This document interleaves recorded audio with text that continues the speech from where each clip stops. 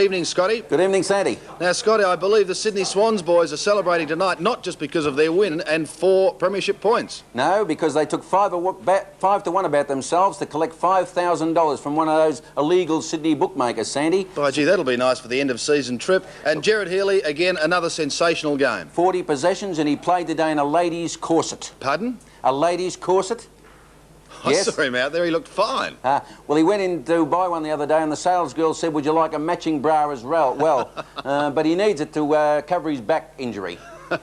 I believe Robert Walls, too, paid him the ultimate compliment, Scotty. Yes, he said he was probably the best footballer in Australia at the moment. He said Carlton were in a mess today, and Healy was just marvellous. Well, Carlton wasn't the only team in a mess today. Melbourne have certainly got problems, haven't they? Well, John Northey was absolutely fuming down at the MCG tonight. He can see the finals chances disappearing, and he accused some of the demons of lair-rising and finding a comfort zone in that match today. He said those players won't be there next week, and some of them have got to look to the future, Sandy. Any names, Scotty, out of that? No, he didn't mention any names, but I presume we'll find out on Thursday night when a couple of them are missing from the list. Well, if John Northey's fuming, I would imagine Kevin Bartlett is the exact opposite. What are they looking for now? 3 in a row? 3 in a row. That's the first time since '86 they've won back-to-back matches. Kevin can't remember the last time they won 3 in a row, but he said the Bears have beaten us 3 times already since they've come into the competition, and we're looking to reverse that now and win 3 in a row. So it's good news for the Tigers, although they've got a couple reported, Mark Lee and Peter Wilson. Yeah.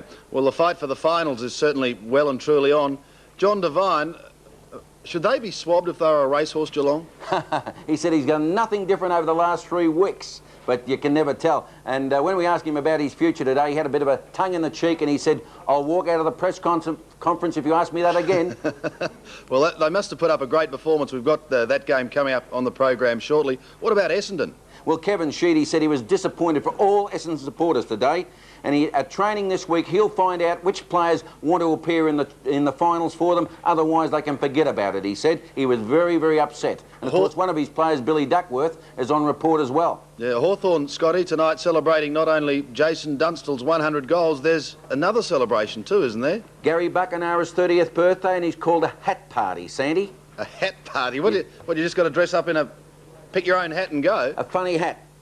I think Jason Dunstall should wear a crown today, because after his 8 goals 5 and kicking that 100 goals, he really deserves some tribute from the Hawks. What do you think Dermot will wear?